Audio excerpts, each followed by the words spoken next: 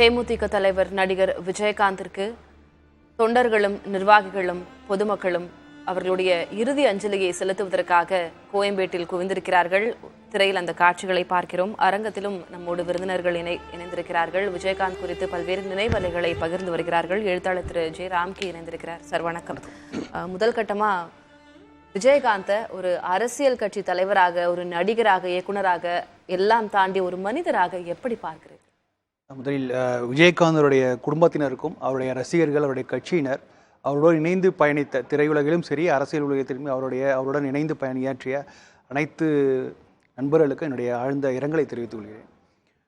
நீங்கள் கேட்டீங்க, ஒரு திரைப்பட கலைஞராக அவருடைய அனுபவம் ஆகட்டும், அரசியல்வாதியாக அனுபவம் ஆகட்டும், ஒரு மனிதராக நிறைய பேசுகிறது நிறைய பேர் இருக்காங்க. முதல்ல ஒரு ரசிகனாக, ஒரு கடைமடை டெல்டா பகுதியில் இருக்கிற ஒரு பிஎன்சி தியேட்டரில் விஜயகாந்த் படம் பார்த்த அந்த அனுபவம், ஒரு அடிப்படை அந்த ரசிகனாக சில அனுபவங்களை பகிர்ந்து நினைக்கிறேன்.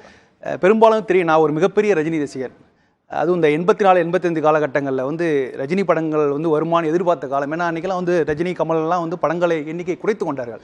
அவர்கள் ஹிந்தி படங்களிலும் ஆர்வம் காட்டினதுனால வருஷத்துக்கு ஒரு 3-4 படங்கள் தான் வரும் ரஜினி கமல் படங்கள்லாம். ஆனால் விஜயகாந்த் படங்கள் பார்த்தீங்கன்னா 84, 85 மட்டும் பார்த்தீங்கன்னா வருஷத்துக்கு ஒரு 15 படங்கள். நீங்கள் பார்த்தீங்கன்னா at any point of time ஏதாவது ஒரு படம் தேட்டரில் ஓடிட்டு தான் இருக்கும். அதுவும் கடைமடை போன்ற பகுதிகளில் படம் திரும்ப திரும்ப ரீரிலீஸ் பண்ணப்பட்டு நீங்கள் தவிர்க்கவே முடியாது. விஜயகாந்த் படங்களை பார்ப்பதை தவிர்க்கவே முடியாது.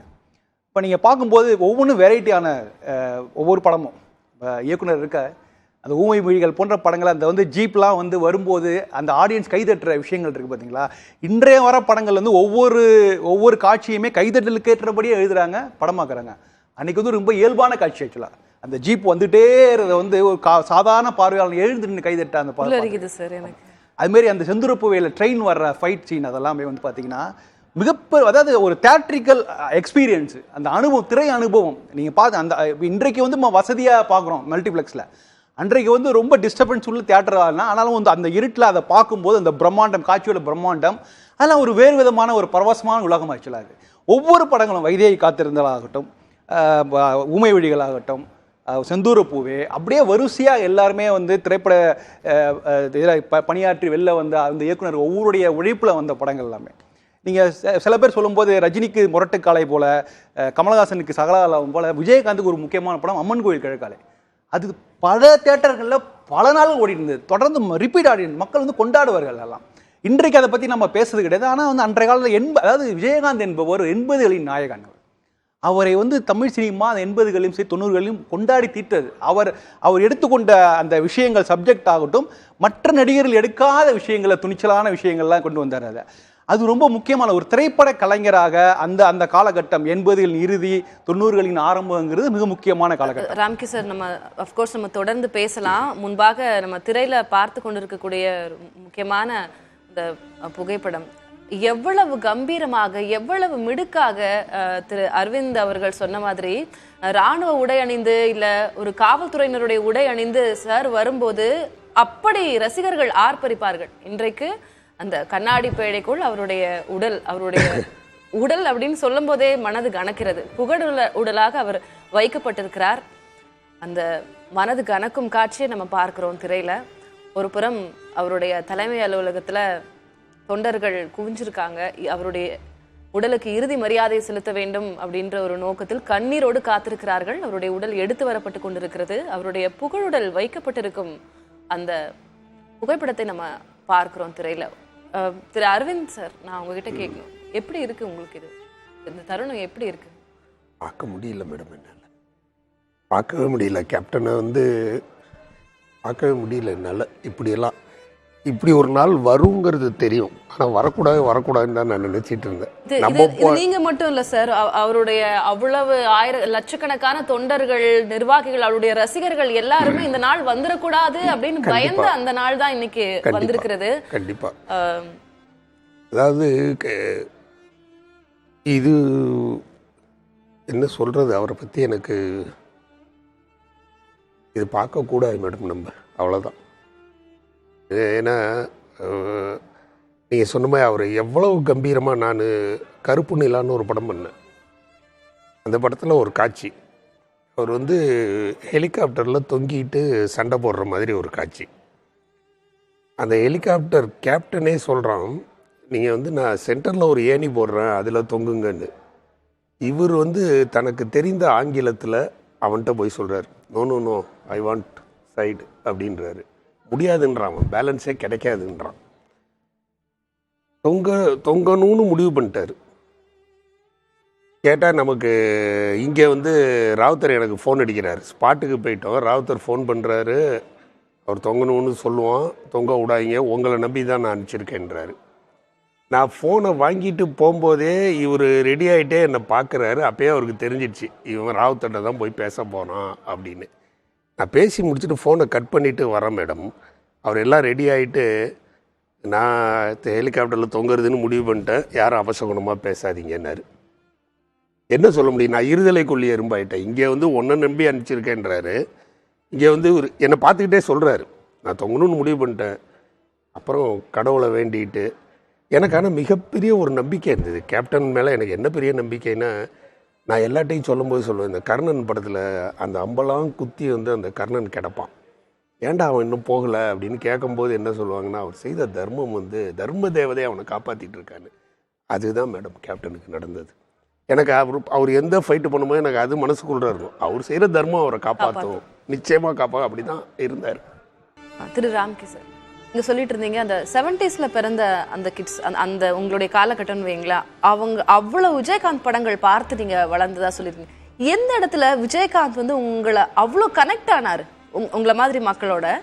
எந்த இடத்துல அவர் மற்ற நடிகர்களை தாண்டி எந்த இடத்துல அவர் இவர் நமக்கானவர் அப்படின்ற அந்த ஒரு கனெக்ட் எப்போ உங்களுக்கு கிடைச்சது? எப்படி அது கிடைக்கல? அந்த அதாவது அந்த 80களில் ஆட்சி, அதாவது நம்பர் 1 பொசிஷனில் வந்து ரஜினி கமல் இருந்தாலும் அவர் இல்லாத இடத்தை, அந்த வெற்றிடத்தை வந்து இவர்கள் நிரப்புறாள். விஜயகாந்த் சத்யராஜாவிட்டு பின்னாடி வராங்க. ஏன்னா நீங்கள் அம்மன் கோயில் கொடைக்கால் கேரக்டரே எடுத்துங்களேன், அந்த காஸ்டியூம்ஸு, அந்த கிரவுண்ட், இதெல்லாமே வந்து ஒரு எம்ஜிஆர் நடிக்க வேண்டிய படம், ஒரு ரஜினி நடிக்க வேண்டிய படம். அந்த இடத்துல அவர் ரஜினி இல்லாத குறையை நிரப்புகிறார் அந்த இடத்துல.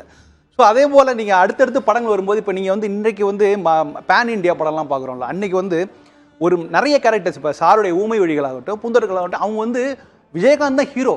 ஆனால் அவர் வர்ற டைமும் அவர் பேசக்கூடிய வசனங்கள் ரொம்ப குறைவாக இருக்கும். மற்ற கேரக்டருக்கும் ஒரு கூடுதல் இம்பார்ட்டன்ஸ் கிடைச்சிருக்கும். இப்போ ஸ்ரீஜெயந்தவர் சொன்ன மாதிரியே விஜயகாந்த் படங்களுடைய இயக்குனர் யாருங்கிறது ஒரு பத்திரிகை செய்திகளாக இருக்கும். அவர் படத்தை ஒளிப்பதிவாளர் யார், அந்த படத்தில் எத்தனை பேர் நடிக்கிறாங்க, அதாவது ரஜினி கமல் அவர் கூட நடித்த நடிகைகள் பற்றி தான் செய்திகள் வரும். ஆனால் விஜயகாந்த் படத்தில் வந்து அவருக்கு ஒரு செகண்ட் ஹீரோ மாரி ஒருத்தர் இருப்பாங்க, செகண்ட் ஹீரோயின் இருப்பாங்க, இவருக்கு ஒரு ஹீரோ, ஃப்ளாஷ்பேக்கில் ஒரு ஹீரோயின் இருப்பாங்க, ஒரு நிறைய கேரக்டர்ஸ் இருப்பாங்க. ஸோ எல்லாரை பற்றியும் செய்திகள்லாம் வரும். ஒரு டீம் ஒர்க்குங்கிற விஷயம் அப்போ அன்றைக்கி நடந்தது. ஸோ அந்த ஒரு விஷயம் வந்து ஈஸியாக போய் எல்லா மக்களும் வந்து பார்க்கக்கூடிய அளவில் இருந்தது. அவர் எடுத்துக்கொண்ட கேரக்டர்ஸ் ஆகட்டும், சின்ன கவுண்டர், வானத்தை போல வந்து எங்கள் ஊர் பண்ணுற போய் பிஎன்சியில் வந்து 100 நாள்லாம் ஓடின படங்கள் எல்லாம் ரொம்ப இயல்பா மக்கள்ல கனெக்ட் ஆகிற விஷயங்கள். எவ்வளவு வர்சடைலான ஆக்டர் இல்லையா? ஒரு பக்கம் கேப்டன் பிரபாகரன் அவரால பண்ண முடியுது, என் புருஷன் தானே எனக்கு மட்டும் தான் மாதிரி ஒரு படம் பண்ண முடியுது, வானத்தை போல மாதிரி ஒரு படம் பண்ண. இதுக்கு நான் காரணம் என்ன நினைக்கிறேன்னா, அவருடைய நட்பு வட்டாரம்ங்கிறது. அதாவது அவர் வந்து ஒரு நட்பு வட்டாரத்தை தொடர்ந்து ஆரம்ப காலகட்டத்தில இருந்தே, அவர் மதுரையிலேருந்து ஆரம்பிச்சு சென்னை வர்ற காலகட்டத்திலேருந்து அதை தொடர்ந்து ஒரு மெயின்டைன் பண்ணிட்டே வந்திருக்காரு. அது சினிமாவாகட்டும் அரசியல் வந்த காலகட்டத்தில் கூட அவர் அந்த நட்பு வட்டாரம் தொடர்ந்து இருந்துகிட்டே இருக்கு. நான் நேரில் பார்த்த ஒரு விஷயத்தை நான் பகிர்ந்து கொள்ள நினைக்கிறேன். அவர் வந்து ஒரு திருப்பரங்குன்றத்தில் இயக்குனர் சந்தான பாரதியோட திருமணம், பக்கத்தில் என்னுடைய உறவினர் திருமணம். அந்த திருமணத்திற்கு வராங்க. வரும்போதே அவர் ஒரு 20-30 பேரோட வர்றாரு. எப்போதுமே ஒரு நடிகர் கூட வந்து ஒரு 20-30 பேர் வர்றது ஒன்றும் பெரிய விஷயம் இல்லை. ஆனால் அவங்க கூட வர்றவங்க வந்து எப்போதுமே அந்த நடிகருக்கு கொஞ்சம் இடைவெளி இருக்கும். அவர் அந்த நடிகரை வந்து ஹைலைட் பண்ணுற மாதிரி தான் இருக்கும் அவங்கள. ஆனால் இவர் நண்பர்களாக வர்றார், தோல் மேல் தோல் கை போட்டு மாரி வர்றாரு. இது வந்து அந்த 80s காலகட்டத்திலே அப்படி நடந்தது. அப்படியே கட் பண்ணி ஒரு 10 வருஷம் கழிச்சு பார்த்தா, என்னுடைய நண்பர் ஒருத்தர், அவருடைய ஒரு பெரிய அரசியல் குடும்பத்தை சேர்ந்தவர், அவருடைய கல்யாண திருமணம் பாம்குரோ ஹோட்டலில். அப்போ அந்த காலகட்டத்தில் கட்சி ஆரம்பித்து எம்எல்ஏ இருக்கார் விஜயகாந்த். அதே திருமணத்துக்கு வர்றார். வரும்போது பார்த்தீங்கன்னா அதே போல ஒரு நண்பர் கூட்டத்தோடு வர்றாரு. அப்ப எந்த காலகட்டத்திலையும் விஜயகாந்த் மாற்றிக்கொண்டதே இல்லை. அவர் தன் நட்போட இருந்தார். அவர் நண்பர்களுக்கு ஒரு உரிய மரியாதை செலுத்தினார், அவருடைய நண்பர்களும் அவருக்கு உரிய மரியாதை செலுத்தினார். அது இப்ப வரைக்கும் அவருடைய இறப்பு இன்றைக்கு வரைக்கும் அது அப்படியே தொடர்கிறதாவே நம்ம பார்க்கலாம். இயக்குனர் அரவிந்த்ராஜோடு நாம் தொடர்ந்து பேசலாம். சார், அவர் சினிமாவில் இவ்வளவு நாட்களாக இவ்வளவு படங்கள் நடித்து பணம் சம்பாதித்தாரா, அது அரசியலில் அதை இன்வெஸ்ட் பண்ணாரா, கட்சியில் அவருக்கு என்ன அது எல்லாம் தாண்டி அவர் ஒரு விஷயம் சம்பாதிச்சிருக்கிறார், மக்களை சம்பாதிச்சிருக்கிறார், அவருடைய மனங்களை சம்பாதிச்சிருக்கிறார். அது யாராலும் மறுக்க முடியாது.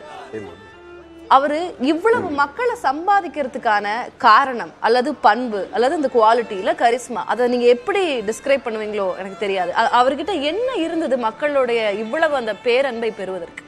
அதாவது ஒருவருக்கு உதவி செய்யணும் அப்படிங்கிறது நம்ம கற்றுக்கிட்டு வராது மேடம். நம்ம கற்றுக்கிட்டு பண்ணவே முடியாது நிச்சயமாக. நான் அதை கேப்டனோட இருக்கும்போதே நான் அனுபவித்தவன்.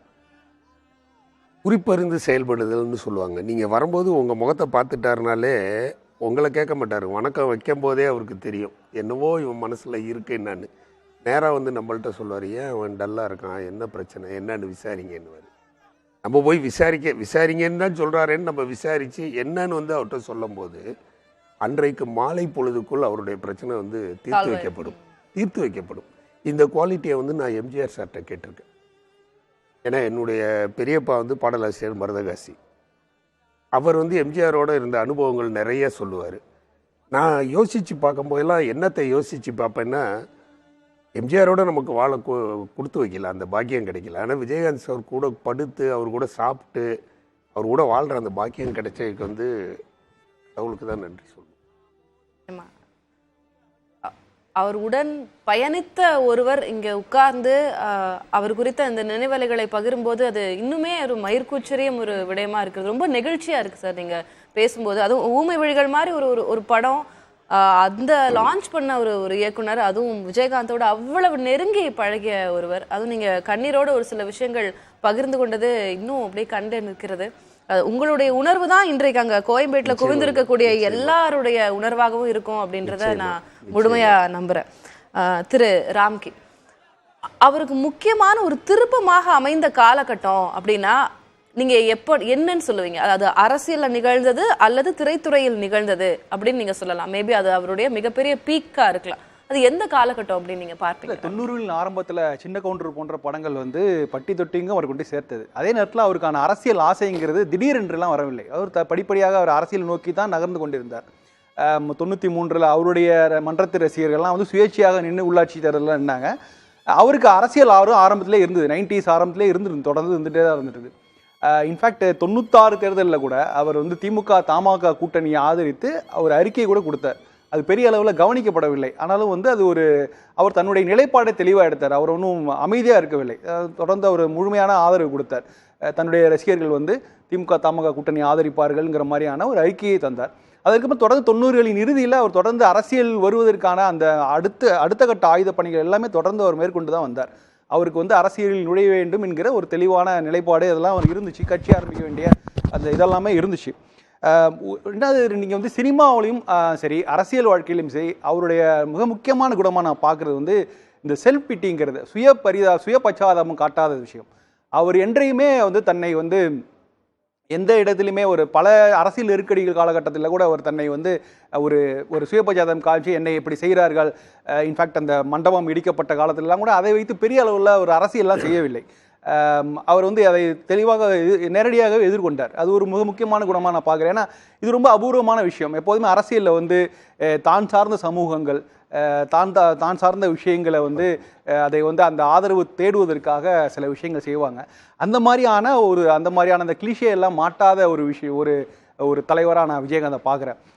அதை தொடர்ந்து செய்தார். அதாவது தனது மனதில் பட்டதை வெளிப்படையாக சொல்லக்கூடிய குணம். பிற்காலத்தில் அதுவே அவருக்கு எதிரானதெல்லாம் சொல்லுவாங்க. பல அரசியல் விமர்சனங்கள்லாம் அதை முன்வைத்தார்கள். ஆனால் அதையெல்லாம் தாண்டி அவர் தன்னுடைய அரசியலுக்காக தன்னை மாற்றிக்கொள்ளாமல் அந்த பர்சனாலிட்டி விஜயகாந்த் என்கிற கேரக்டர் எப்படி சினிமாவிலும் அவருடைய தனி மனித வாழ்க்கையிலும் எப்படி இருந்தாரோ அதே ஒரு ப்ரொஃபைல், அதே மாதிரியான விஷயங்களை அப்படியே அரசியலும் கடத்தி சென்றார். அவர் கட்சி ஆரம்பித்த போதும் சரி, கட்சியில் பணியாற்றிய போதும் சரி, அதுக்கப்புறம் கட்சியெல்லாம் மக்கள் நல கூட்டணியாக இணைந்து பணியாற்றும் கூட அவர் தன்னுடைய எந்த இயல்பை மாற்றிக்கொள்ளவே இல்லை. விஜயகாந்தாக தான் இருந்தால் விஜயகாந்த் அப்படித்தான் மக்கள் எதிர்பார்த்தார்கள். அரசியலில் விஜயகாந்த் வெற்றி அடையவில்லை அப்படிலாம் நம்ம சொல்ல முடியாது. ஏன்னா அவர் தனக்கான உயரத்தை கண்டிப்பாக அடைந்தார். ஏன்னா ஒரு நடிகர் முழுக்க எந்த விதமான அரசியல் பின்னணியும் இல்லாத ஒரு நடிகர் முழுமையாக தன்னுடைய ரசிகர்களை மட்டும் நம்பி ஒரு கட்சியை ஆரம்பித்து அவர் களம் கண்டு தான் எம்எல்ஏவும் எதிர்க்கட்சி தலைவராக வர முடிந்தது என்பது பெரிய சாதனை. அது வந்து திரும்பவும் எம்ஜிஆர் கூட ஒப்பிட முடியாது. ஏன்னா எம்ஜிஆர் அவர்கள் கட்சியில இருந்து வந்தவர். அவர் ஒரு அரசியல்வாதியாகவே இருந்தார், சினிமாக்காரராகவும் இருந்தார். ஆனால் இவர் அப்படி இல்லை.